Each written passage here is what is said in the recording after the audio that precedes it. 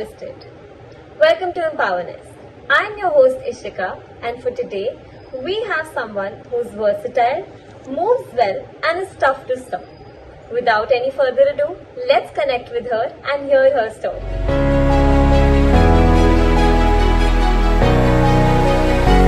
Please welcome Varsha Verma. Hi, ma'am. How are you? I'm good. How are you?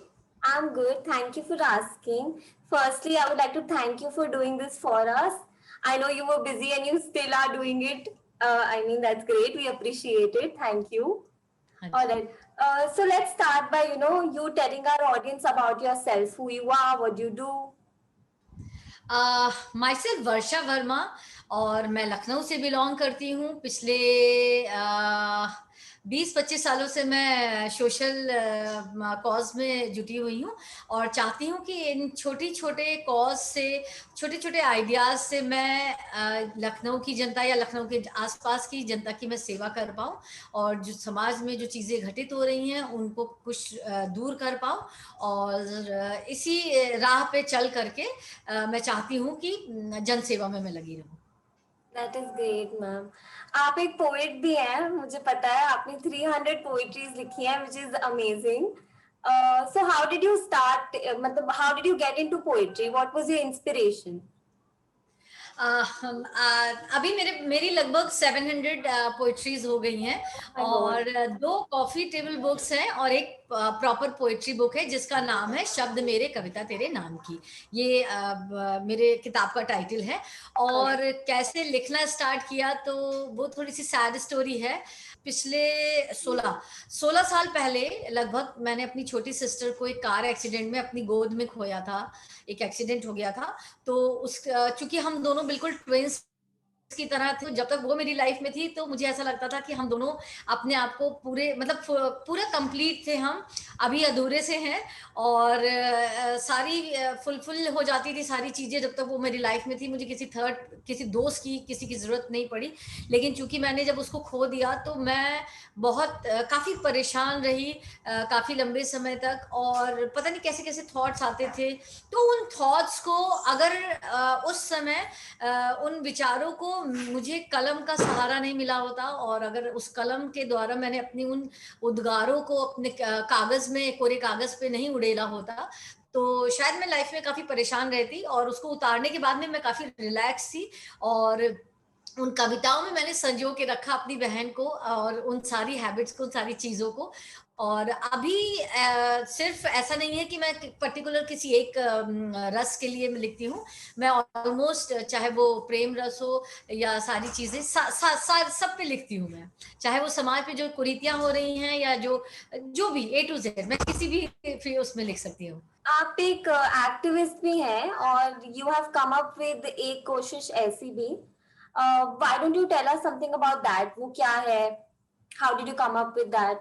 Okay जैसा कि मैंने बताया कि मैं पिछले 20-25 सालों से इस सेवा में लगी हुई हूँ और इस सेवा को जब मैं टीनेज में थी तो जैसे बच्चे होते हैं वो स्कूल से आते हैं, खाना खाते हैं और खेलने के लिए भागते हैं। तो मेरी क्या हैबिट हो गई थी कि मैं स्कूल से आती थी, खाना खाती थी और मुझे लगता था कि आध घंटे का मुझे इतना टाइम मिल जाए जो मेरे नियरेस्ट हॉस्पिटल होते हैं तो मैं वहाँ पे एक राउंड ऐसे ही लेते थे कि क्या चल रहा है, किसको क्या तकलीफ है, किसके लिए क्या किया जा सकता है। तो उस समय आप बहुत कुछ तो नहीं कर पाते हैं तो लेकिन फिर भी लाइक किसी के लिए जूस ले आए हम, किसी की रिपोर्ट्स कलेक्ट कर ली, किसी के पैर दबा दिए। तो ये छोटी-छोटी सेवा था और जो हम उस समय जो हम छोटी-छोटी सेवा कर रहे थे, तो मुझे बिल्कुल भी नहीं पता था कि एक आगे लंबे समय के बाद में ये बड़ा रूप ले लेंगी और ये बड़ा रूप लिया। फिर बिफोर 6 इयर्स आई रियलाइज कि इसको एक नाम देना चाहिए तो इसको एक नाम दिया हम लोगों ने, एक कोशिश ऐसी भी,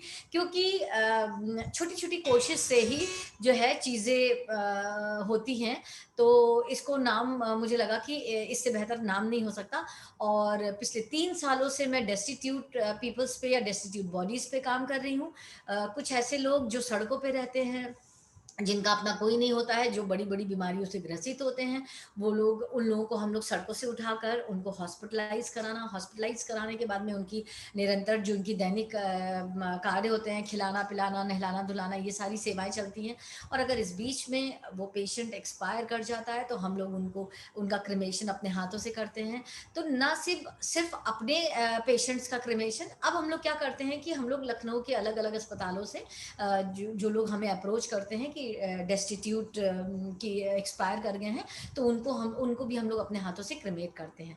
और उसके अलावा कई ऐसे भी कार्य हैं, अगर आप हमारे पेज पे जाएंगी तो you will come to know कि जो हम लोग एक छोटी सी स्टोरी डेली शेयर करते हैं, उस स्टोरी की लास्ट एक जो लाइन होती है वो ये होती है, किसी भी वास्तविक सेवा के लिए आप संपर्क कर सकते हैं और हमारा नंबर दिया होता है। तो इस लाइन का आप बिल्कुल क्लियर है, इस लाइन से ही सारी चीजें क्लियर है कि किसी भी तरह की कोई भी वास्तविक, चाहे वो एजुकेशन से रिलेटेड हो, मेडिकल से रिलेटेड हो, किसी का ऑपरेशन कराना हो, या किसी के घर में राशन नहीं हो, किसी के घर में सिलेंडर नहीं हो, दवाइयां वृद्धाश्रम में पहुंचानी हो, I mean A to Z कोई भी काम जो वास्तविक है वो हमारी संस्था करने के लिए तत्पर रहती है। कि मुझे नहीं लगता कि आज तक हम लोगों ने कभी किसी काम के लिए मना किया होगा, या प्रभु की इतनी कृपा है कि हम लोग को मना करने की जरूरत नहीं पड़ी। चीजें अगर हम लोग के ऊपर कोई बंदा विश्वास करके अगर हम लोग को कोई काम सौंपता है तो हम लोग वो फुलफिल कर पाते हैं, इतनी कृपा है प्रभु की हम लोगों पर। तो ये एक कोशिश ऐसी भी का सफर था। फर्स्टली बहुत ही प्यारा नाम है वो, और इतना कुछ आप करते हो, इट्स जस्ट अमेजिंग। आपकी स्टोरी में ये भी मेंशन था कि if anybody who's been sexually abused, कोई विमेन जो आपके पास आती हैं, you also help them. So how do you help them? What do you do basically? See legally देखा जाए तो हम लोग कुछ नहीं कर सकते हैं ऐसे लोगों का, लेकिन मुझे लगता है अगर किसी भी व्यक्ति को मॉरल सपोर्ट दिया जाए, या एटलीस्ट उसको रास्ता बता दिया जाए किसी चीज के लिए, एक हाँ, क्योंकि लड़कियों को या कोई भी ए टू जेड किसी को भी लीगल प्रोसेस नहीं पता होता है। और मुझे लगता है कि किसी भी व्यक्ति, किसी भी बच्ची के लिए या किसी भी महिला के लिए अगर उसके ऊपर इस तरह से कोई बात हुई होती है तो इंसान अंदर से बहुत टूटा हुआ होता है। अगर एक आप छोटी सी रोशनी का अगर आप उसके लिए बन जाएं उसके पथ पर, तो वो बहुत, उसके लिए वही बहुत बड़ी बात होती है, क्योंकि वो पूरी तरह से अंधेरे में होती है उस घटना के बाद में। तो गाइड कर देते हैं कि कैसे क्या किया जा सकता है। और उनको चूंकि लीगली तो कोई एनजीओ इस तरह पे जो पर्टिकुलर इस पे काम ना कर रहा हो तो नहीं कर सकता है, तो उनको रास्ता बता करके उनकी रिपोर्ट फाइल कराना, या उनको बाकी किसी तरह की जो और भी किसी तरह की जो भी मदद चाहिए होती है वो सारी चीजें करा दी जाती हैं। मैं आपको एक छोटी सी घटना बताती हूँ, ये सारी चीजें तो मैं अब करती हूँ लीगली, जो जो चीजें मैं अपने उस पर कर सकती हूँ। पहले when I was in 9th standard, तो मैं अपने कॉमर्स साइड की प्रेसिडेंट थी। आर्ट साइड की जो प्रेसिडेंट थी वो मेरी बेस्ट फ्रेंड थी, और साइंस साइड की जो प्रेसिडेंट थी वो भी मेरी बेस्ट फ्रेंड थी। तो हम तीन लोग, और तीनों पद पे थे, हम लोगों का जो बोर्ड मेंबर्स थे, हम तीनों पद पे थे, हम तीनों के पास पार थी। तो हमारे पास एक शिकायत आई कि साइंस साइड की जो लड़की थी, उसका जो लैब असिस्टेंट था, वो उसको सेक्सुअली हैरेस करता था, और मार्क्स के बढ़ाने के लिए कि मैं तुम्हारे एग्जाम में मार्क्स बढ़ा दूंगा। तो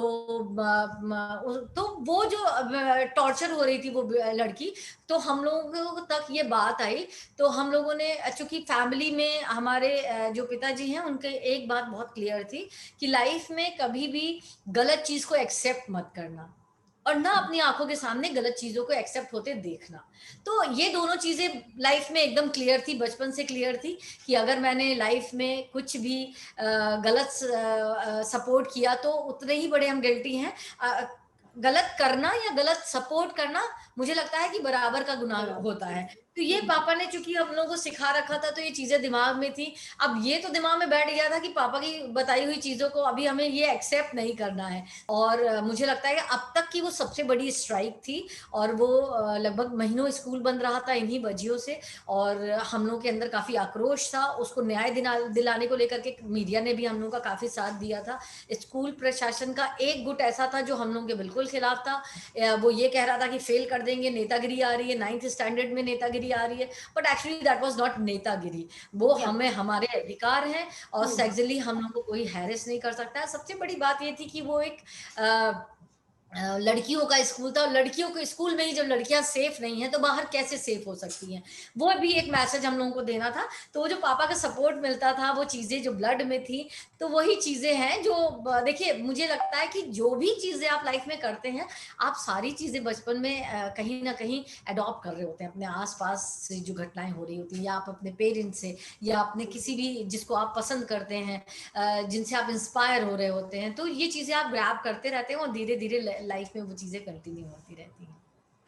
बहुत अच्छा लगा ये सुन के कि आप 9th स्टैंडर्ड से, मतलब आप जब से छोटे हो तब से आप सोशल वर्क में हो। कोई ऐसी स्टोरी, एक कोशिश ऐसी भी कि आप बताना चाहेंगी, मतलब जो आपके पास आई थी, आपने सॉल्व करी, कोई ऐसा एक्सपीरियंस?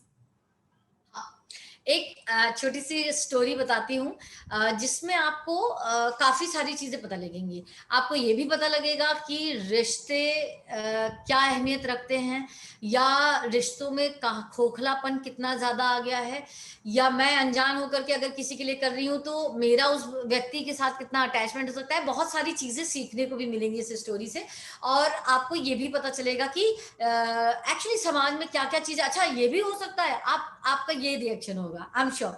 मैं आपको बताती हूँ, मेरे घर में कुछ गेस्ट आने वाले थे, और मैं पूरी तरह से वो लंच प्रिपेयर करने में पिछले 1.5-2 घंटे से लगी हुई थी, और मेरे पास एक ऐसी कॉल आई कि मुझे उस कॉल ने मजबूर कर दिया। ना मैंने उस दिन अपने किसी गेस्ट को अटेंड किया, और चूंकि कॉल ऐसी थी कि मैं रुक नहीं सकती थी, और अगर उस दिन रुक जाते तो शायद जीवन भर मैं गिल्ट रहती। तो तेलीबाग से आसपास से एक कॉल आई, क्योंकि मैं लखनऊ से बिलोंग करती हूँ, तो तेलीबाग एक इलाका है, वहां से कॉल आई कि एक शनि भगवान का मंदिर है चौराहे पे, वहां पे एक महिला है, उसके दोनों पैरों में बहुत सारे कीड़े पड़े हुए हैं, गैंगरिंग हो गई है उसको। तो अब दिमाग में तो ये चीज आ गई कि भाई अब ये केस तो सॉल्व करना है, मेहमान तो हम देख लेंगे कि कैसे क्या है, भाई अगर मेहमान वाकई में आपके अपने होंगे तो वो बुरा नहीं मानेंगे।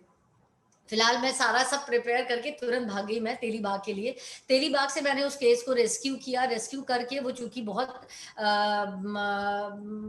टिपिकल केस था, तो पहले तो उसको नियरेस्ट फर्स्ट एड के लिए हम लोग नियरेस्ट लोक बंधु हॉस्पिटल लेकर के गए। And you won't believe it कि उसके दोनों पैरों के आगे के जो पंजे थे, वो कीड़े उनको पूरी तरह से खोखला कर चुके थे। तो जब उसकी ड्रेसिंग के लिए हम लोग जिस रूम में थे, और उनका नाम रावत, सुनीता रावत था, तो सुनीता ने जब मुझे गुस्से में पैर खींच के मारा, तो उसके जो आगे का पंजा था वो पूरा कट के मेरे ऊपर आ गया, वो पूरा अंदर से खोखला कर चुके थे कीड़े। तो और वो इतना लोग डर गए, डॉक्टर डॉक्टर सारे के सारे वो कमरे से छोड़ करके भाग गए। उसके बाद में उन्होंने कहा बस टेम्परेरी बैंडेज किया, और उन्होंने बोला कि ये आप तुरंत लेकर के इमीडिएटली लेकर के जाइए मेडिकल कॉलेज, ये केस यहाँ हैंडल नहीं होगा। हम लोग उस केस को लेकर के मेडिकल कॉलेज गए। मेडिकल कॉलेज में उसका एक भाई भी था जो कि हमारी गाड़ी में बैठा हुआ था। मेडिकल कॉलेज में हम लोगों ने लगभग 2.5-3 घंटे में उसका पूरा ड्रेसिंग करवा के पूरा सब एडमिशन करवाया, क्योंकि एडमिशन के बिना नहीं काम चलता, 4-6 महीने उसको लग जाते रिकवरी में, क्योंकि आगे के दोनों पंजे वो पूरा कीड़े खा चुके थे। उसके बाद में फिर जब हम लोग नए सारा अरेंजमेंट करा दिया, खिलाने पिलाने का कुछ पैसा दे दिया कि रात भर इनकी किसी तरह से कट जाए, बाकी सारी चीजें हम लोग ने समझा दी कि डॉक्टर आएंगे, ये करेंगे वो करेंगे, सब कुछ हो गया। नेक्स्ट डे जब हम लोग सवेरे 9 बजे वापस विजिट के लिए पहुंचे, तो पता चला दोनों हॉस्पिटल से गायब हो गए। अब ढूंढते ढूंढते हम लोग की हालत खराब हो गई कि 1.5-2 घंटे तक हम लोग पूरे अस्पताल में भटकते रहे। किसी ने कहा यहाँ गए, किसी ने कहा वहां गए, लेकिन एग्जैक्टली नहीं पता चल पाया कि कहाँ गए। मेरे पास 2-2:30 बजे लगभग दोपहर में फिर कॉल आई कि जिसको आपने कल रेस्क्यू किया था, चूंकि मैं हम लोगों ने ये केस सोशल मीडिया पे डाल दिया था तो बहुत वायरल हो गया था, मेरे पास वापस कॉल आई कि जिसका आपने रेस्क्यू किया था वो लोग वापस वहीं पे बैठ करके भीख मांग रहे हैं। मुझे इतनी गुस्सा आई, फिर हम लोग वापस गए, फिर उसका रेस्क्यू किया। उसके बाद में फिर हम लोगों ने मेडिकल कॉलेज में वो किया, ये समझ लीजिए फिर उतना प्रोसेस में टाइम लगा। रात में हम फिर घर वापस आते हैं, नेक्स्ट डे मैं वापस फिर जाती हूँ, और वो दोनों फिर गायब हो जाते हैं। वो दोनों पता चलता है, फिर मुझे लग गया कि वो दोनों वहीं गए होंगे। उसके बाद में जब हम लोग वहां तेलीबाग गए, तो मैंने देखा लिटरली वो दोनों वहां पे बैठ के भीख मांग रहे थे। तो मुझे लगा कि कहीं पे कुछ गलती हो रही, कहीं पे अभी कुछ मिसिंग है जिसपे हम लोग काम नहीं कर पा रहे। वो काम ये था कि मुझे लोगों ने बताया कि उसका भाई उसी घाव को दिखा के पैसे मांगता था, उस वही उसकी कमाई का जरिया था। तो उसका भाई उसको जबरदस्ती वहां हॉस्पिटलाइज नहीं होने दे रहा था, वहां से ले आकर के रिक्शा करके उससे वापस तेलीबाग, क्योंकि उसको पैसे कमाने थे उसी घाव को दिखा करके। तो वो चाह नहीं रहा था कि उसका वो ट्रीटमेंट हो। तो आप ये देखिए कि वो सगा भाई था, उस घाव को दिखा करके पैसे कमाने के चक्कर में वो चाह नहीं रहा था कि उसकी बहन का ट्रीटमेंट हो पाए। और तो यहाँ पे आप रिश्तों की अहमियत देख लीजिए कि किस लेवल का हो गया है कि पैसा आपसे क्या नहीं करा सकता है। खैर फिर हम लोगों ने उसको, मुझे लगा कि पहले इसको धमकाना जरूरी है, इनका तो ट्रीटमेंट बाद में होगा। फिर उसको धमकाया कि तुमको तो जेल वेल कराया जाएगा अगर तुमने जो है आपकी यहाँ से वो कराया। खैर लगभग 2.5-3 महीने उसका ट्रीटमेंट चला, फिर वो नहीं आया वहां से। उसको हम लोगों ने पैसे वैसे भी दे करके रखा, उसको लालच दिया कि पैसे भी देंगे तुम्हें, उनकी सेवा करो दीदी की, जो तुमने यहाँ जो कर्म खराब किए हैं तो यहाँ पे तुम अब अच्छे कर्म करो, अपने दीदी की सेवा करो तो ठीक रहेगा। फिलहाल उसके बाद फिर इतनी सेवा के बाद कुछ समय के बाद उसको सेप्टिक हो जाता है और वो नहीं रहती है। तो हमारी सारी जो सेवा थी बिल्कुल मैं तो, मुझे लगता है कि शायद महीनों में नॉर्मल नहीं फील कर पाई, क्योंकि उसको खिलाना पिलाना नहलाना धुलाना बीइंग अ फीमेल मैं ही करती थी। और मुझे तो बहुत हर्ट हुआ। खैर मैं लंबे समय तक उसको भूल भी नहीं पाई। नाइटमेयर्स आते थे मुझे कि अभी भी कुछ ऐसा हो रहा है वैसा हो रहा है चीजें। तो हर किस्सा, हर कहानी, हर किरदार आपको कुछ सिखा के जाता है। मुझे भी बहुत कुछ सिखाया उसने। मुझे भी इसका मतलब मेरे भी लिटरली गूज़बम्प्स आ गए जब आप वो बता रहे थे। पर ऐसे आपके साथ काफी सारे एक्सपीरियंस होते होंगे और you get close to everybody, मतलब जिनके भी साथ आप टाइम स्पेंड करते हो, you make a bond with everybody. That's what I get from you. वो वाइब भी आ रही है मुझे आपसे कि आप सबके साथ वो बॉन्ड बना लेते हो। Exactly exactly. ये होता है। आप अगर 2 दिन भी किसी की सेवा कर लीजिए ना तो एक आपका होता है। सी हाँ, अगर कोई पैसे के लिए ये काम कर रहा होगा तो शायद नहीं आएगी ये चीजें, लेकिन जब आप यहाँ से करते हैं ना तो डेफिनेटली आएगी, आती ही है ये वाइब्स। मैम मुझे ये भी पता है कि आप एक्टर भी हो। तो आप अपनी थोड़ा सा उस जर्नी के बारे में बताओ, आपकी act as an actor industry में जर्नी कैसी रही है? ओके। टीनेज में ही मैंने कुछ मॉडलिंग शोज किए थे। I was not like that exactly, लेकिन फिर भी मैंने किया। मुझे लगता है कि बहुत हार्डली कोई फील्ड ऐसी छूटी होगी। मेरे पास एनसीसी का ये सर्टिफिकेट भी है। मतलब सब कुछ जो मैंने चाहा वो किया है, वो प्रभु ने मतलब दे दिया मुझे। वन तो ये पैकेज। चीज हाँ हाँ, तो छोटा छोटा जो मॉडलिंग ये करते थे। फिर मैंने प्रोडक्ट मॉडलिंग किया लोगों के लिए, मैगजीन्स के लिए हमने प्रोडक्ट मॉडलिंग की कि उसमें तो ये सारी चीजें जो थी। एक ब्रेक आया, फिर शादी हुई। शादी के तुरंत बाद हम लोग आगरा शिफ्ट हो गए। तो आगरा में मुझे काफी काम मिला, क्योंकि वहां पे शूटिंग से रिलेटेड काफी सारी चीजें लगातार होती रहती हैं। तो लगभग 5-6 साल हम लोग आगरा में रहे। तो उसी बीच हमने एक सीरियल किया द सिटी करके, बहताज मूवी की, जो कि बिग बजट मूवी है जिसमें श्रेयस तलपड़े और मंजरी जी हैं जो लीड रोल में थे। मेरा तो खैर 8.5 मिनट का एक रोल था, छोटा सा रोल था, एक जर्नलिस्ट का किरदार था मेरा। उसके अलावा मैंने 9 डॉक्यूमेंट्री फिल्म की जो जनहित में जनहित के लिए होती हैं। 9 डॉक्यूमेंट्री फिल्म की। मैंने कुछ मूवीज में अपने गाने दिए, खुद के लिखे हुए गाने भी मैंने दिए हैं। तो और वहां पे भी प्रोडक्ट मॉडलिंग की। तो ये चीजें भी थी। बहुत कुछ ऐसा नहीं था कि इसी फील्ड में कुछ करना है, क्योंकि आई डोंट नो कहाँ से लोगों ने कहा कि आप कर लीजिए, वो काम आया और मैंने कर लिया। मैं शायद किसी काम के लिए मना नहीं कर पाती हूँ। मुझे लगता है कि हाँ, हर चीज आपके अंदर वो एक्सपीरियंस बात होनी करनी चाहिए कि चाहिए। हाँ। और मुझे खुशी मिलती है कुछ भी नया ट्राई करने में। मुझे बहुत खुशी मिलती है। तो ये एक आगरा का एक टाइम पीरियड था कि उसमें मैंने ये सारी चीजें की। तो फेवरेट एक्टर कौन है आपके टाइम से? मेरा फेवरेट एक्टर एक्चुअली शाहरुख। सबके फेवरेट है वो।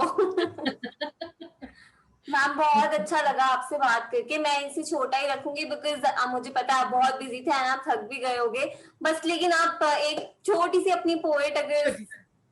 मैंने निकाल लिए, मैं इसी से पढ़ के बोलूंगी क्योंकि मुझे आती नहीं है, हाँ मतलब जी हाँ भूल जी। जाती हूँ यार मैं। ठीक है।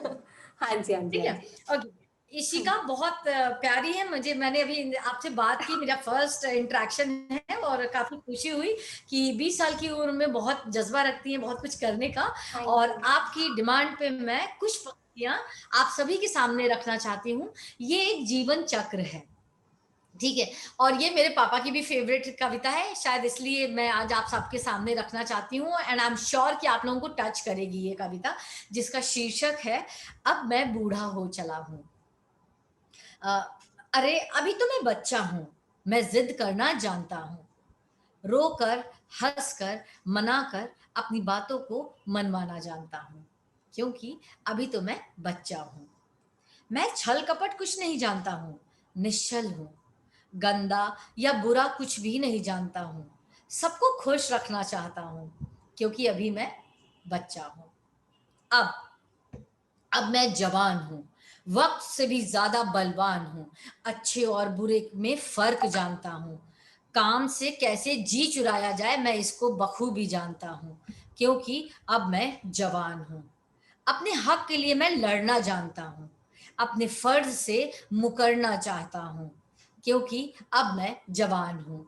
ये एक पड़ाव होते हैं ना, बचपन, बचपन के बाद जवानी, जवानी में अपनी ऐठ में इंसान रहता है, कुछ किसी को कुछ समझता नहीं है, तो ये दूसरा पड़ाव था। अब तीसरा पड़ाव आता है कि पर अब मैं बूढ़ा हो चला हूँ, पर अब मैं बूढ़ा हो चला हूँ, पैसे से ही नहीं रिश्तों से भी मैं खोखला हो चला हूँ।